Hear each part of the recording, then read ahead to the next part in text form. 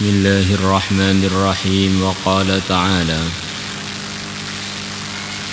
أولئك الذين أنعم الله عليهم من النبيين من ذرية آدم وممن حملنا مع نوح ومن ذرية إبراهيم وإسرائيل وممن هدينا واجتبينا إذا تتلى عليهم آيات الرحمن خروا سجدا وبكيا. Ulaika mereka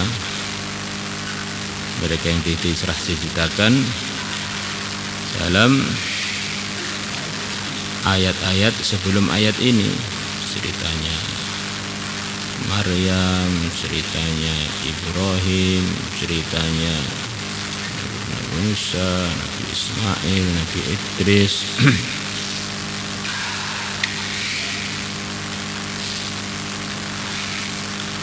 Alladzina adalah orang-orang an'amallahu alaihim yang Allah telah berikan nikmat kepada mereka. Nikmat yang tertinggi adalah nikmat hidayah, nikmat nubuwah, nikmat kesolehan. Minan nabiyyin, mereka adalah berupa para nabi. Min dzurriyyati Adam, dari anak cucunya Adam. Orang-orang tersebut yang telah diberi nikmat oleh Allah adalah para nabi dari anak cucunya Adam. Nabi Adam itu adalah kakek kita semuanya. Maka para anbiya itu dengan kita satu kakek. Maka kita ini kalau soleh itu sudah seharusnya. Kalau nakal itu tidak sepantasnya. Kerabatnya para anbiya, apalagi ngerokok. Wa mimman hamalna ma'a Nuh, dan dari kalangan orang yang aku telah bawanya bersama Nuh, bersama kapalnya Nabi Nuh. Wa min dzurriyyati Ibrahim, dan dari anak cucunya Ibrahim. Wa Israil, dan anak cucunya Israil, Nabi Yakub. Wa biman hadaina, dan dari kalangan orang yang aku telah berikan petunjuk kepada mereka. Wajtabaina, dan kami telah pilih mereka. Kesimpulannya, orang jadi nabi, jadi orang soleh, dapat hidayah, dipilih, itu hakikatnya adalah sudah keputusan Allah, mereka jadi orang-orang yang terpilih, orang-orang yang dapat jatah hidayah. Maka kita usaha meniru amalan-amalan hidayah supaya kita ini terpilih sebagaimana beliau-beliaunya terpilih. Amalan hidayah itu apa? Ya, Islam yang dibawa oleh para anbiya, yang dibawa oleh yang mulia Nabi besar Muhammad sallallahu alaihi wasallam. Yang isinya iman yang benar dan amal yang diridhai oleh Allah. Di antara sifat-sifat beliaunya adalah kalau dibacakan firman-firman Allah, mereka ada respon, ada tanggapan. Mereka sujud, nangis. Di antara sifat-sifatnya para anbiya, orang-orang yang dipilih oleh Allah, orang yang diberi hidayah oleh Allah, kalau dibacakan Quran, mereka terkesan. Dibacakan firman-firman Allah, mereka terkesan. Bukan hanya terkesan dalam hati, badannya pun tunduk, sujud, dan nangis. Kita usaha kalau baca Quran dengan Quran itu untuk usaha dengarkan dengan sungguh-sungguh dan mengesankan ayat-ayat Quran tadi pada hati kita. Idza tutla alaihim, kalau dibacakan alaihim atas mereka ayatur rahmani, firman-firmannya zat yang maha rahman, kharru maka mereka tersungkur, mereka tertunduk sujadan dalam kondisi bersujud, wabukian dan dalam kondisi orang-orang yang nangis, sujadan orang-orang yang sujud, wabukian dan orang-orang yang nangis. Semoga Allah boleh. Qultu dan telah lalu wa taqaddama dan telah terdahulu hadis Ibnu Abbas qala Rasulullah sallallahu alaihi wasallam, inna Allah sesungguhnya Allah naja, Allah telah berbicara. Munajah najah maksudnya telah berfirman. Musa kepada Nabi Musa bimi'ati alfi wa arba'ina alfa kalimatin dengan 140.000 kalimat. 140.000 kalimat Allah telah sampaikan kepada Nabi Musa. Wa kana adalah bima termasuk kalimat najahu bihi yang Allah telah berfirman kepada Nabi Musa bihi dengan perkara tersebut. Angkala Allah berfirman, ya Musa, wahai Musa, innahu sesungguhnya lam yatasanna li, tidak usaha beramal pun li untuk aku, al mutasanni'un orang-orang yang usaha untuk beramal, bimithli zuhdi fid dunya seperti amalan tidak kezuhudan di dalam dunia. Musa, sesungguhnya tidak ada amalan yang dibuat oleh orang-orang yang amal untuk aku yang lebih saya hargai atau lebih mahal melebihi dia ini zuhud di dunia.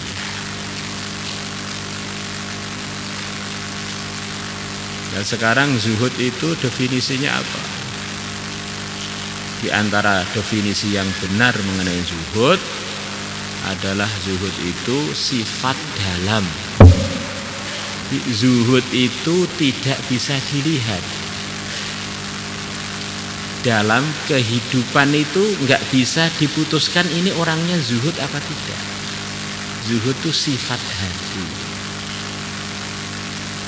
Zuhud adalah satu sifat hati, satu sikap dalam hatinya manusia bahwa dia ini tidak tergoda dengan dunia.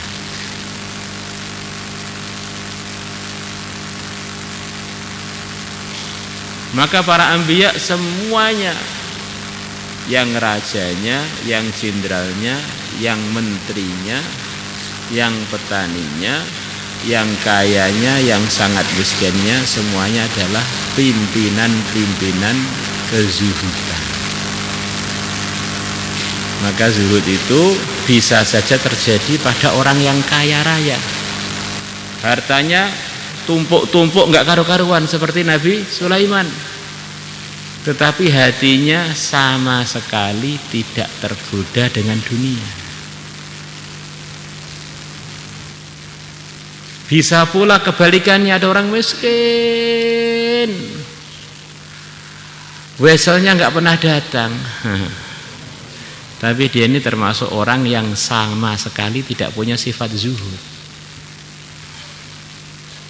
Ada mobil lewat agak bagus, umpama saya punya, nah, saya enggak ngaji di Terangkil, tak buat muter-muter se-Indonesia. Ngitungi duitnya orang dari pagi sampai tidur itu ngitung kayak uangnya berapa, itu berapa, kaya mana terus. Di hatinya penuh cinta dunia, sementara dia sama sekali enggak punya dunia. Maka zuhudnya adalah satu sifat yang perlu kita dapatkan. Tetapi jangan nuduh orang kalau orang itu enggak zuhud, itu enggak tampak. Seperti sombong, enggak sombong itu aslinya sikap hati. Orang enggak tahu orang ini merasa lebih baik apa tidak, enggak tahu. Kecuali kalau ada kata-kata yang menunjukkan saya lebih baik dari dia. Lah ini kata-kata kesombongan. Nah, sombong itu artinya merasa lebih baik dari orang lain dan merendahkan orang lain. Itu juga enggak bisa diterka.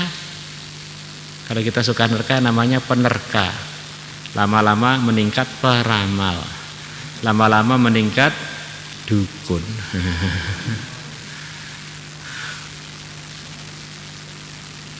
Maka orang lebih tahu mengenai dirinya. Saya ini sebetulnya cinta dunia apa enggak terkesan dengan dunia.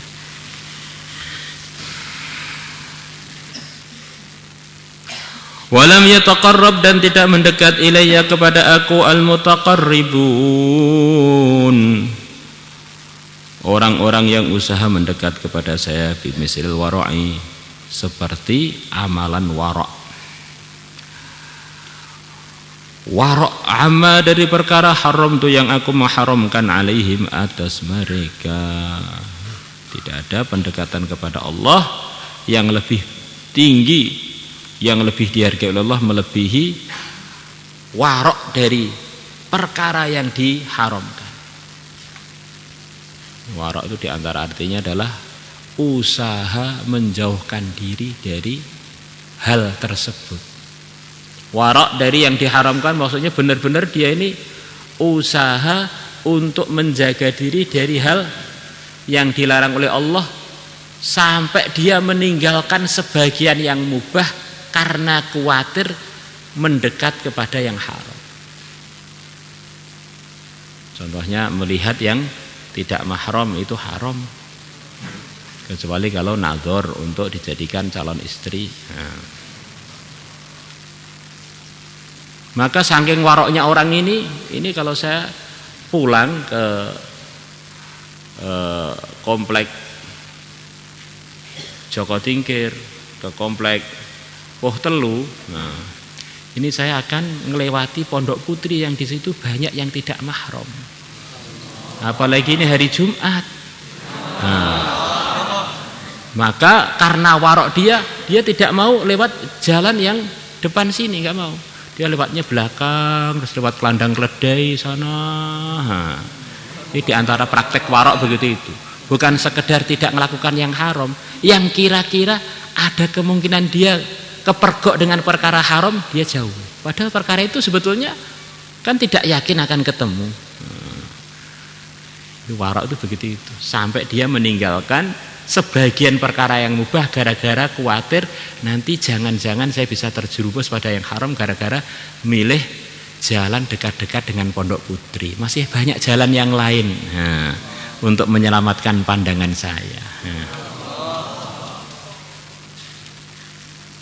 Kalau tidak warok ya kebalikannya itu. Banyak jalan kok yang dilewati, jalan-jalan yang dekat dengan yang bahaya-bahaya. Itu namanya bukan warok, tapi kebalikannya warok. Walam yata'abbad li al-muta'abbiduna bimithlil bukai min khasyati, dan tidak beribadah kepadaku untuk aku al-muta'abbidun, orang-orang yang usaha untuk beribadah, orang yang pengen beribadah kepada Allah, menghamba kepada Allah, tidak ada yang lebih mahal bimithlil bukai min khasyati, seperti nangis karena takut kepada aku. Termasuk ibadah yang sangat tinggi harganya adalah nangis karena takut kepada Allah. Nangisnya karena takut kepada Allah. Ila angqala, sampai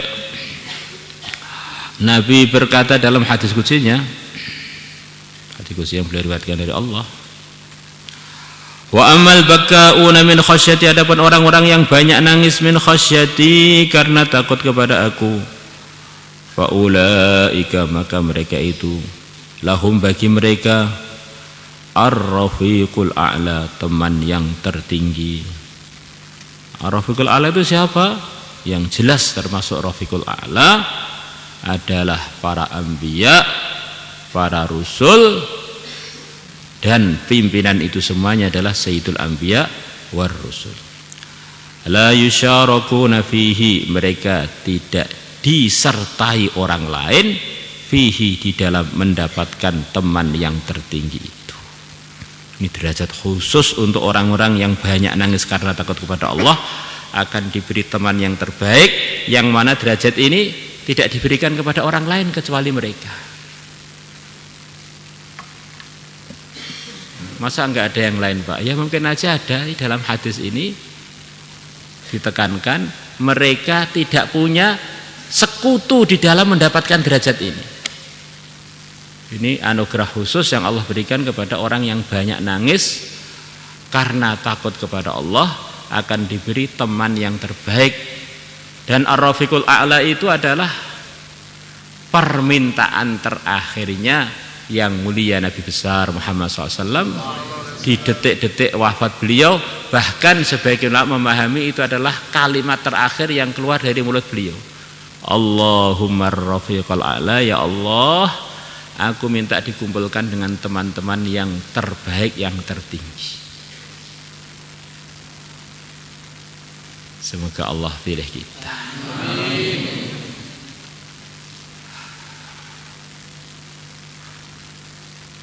Maulaya salli wa sallim daiman abada ala habibika khairil khalqi kullihim.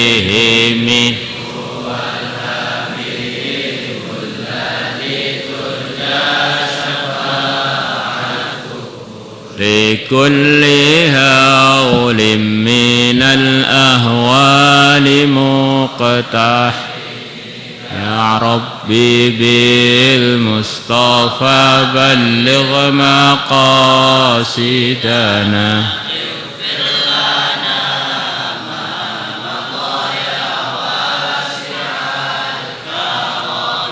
يا أرحم الراحمين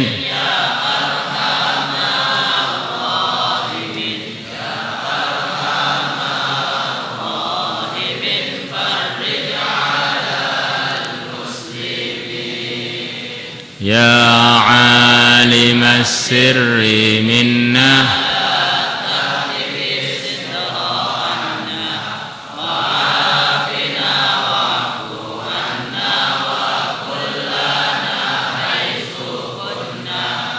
نرد بك الأعداء من كل وجهة وبالاسم نرميهم من البعد بالشتات فأنت رجائي يا إلهي وسيدي ففرق جيوشا للعداوة أثمرت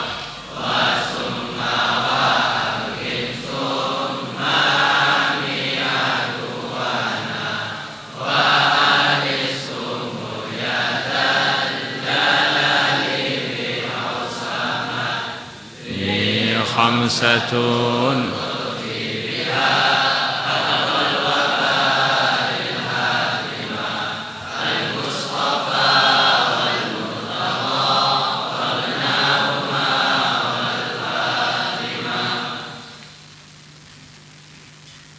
صلاة الله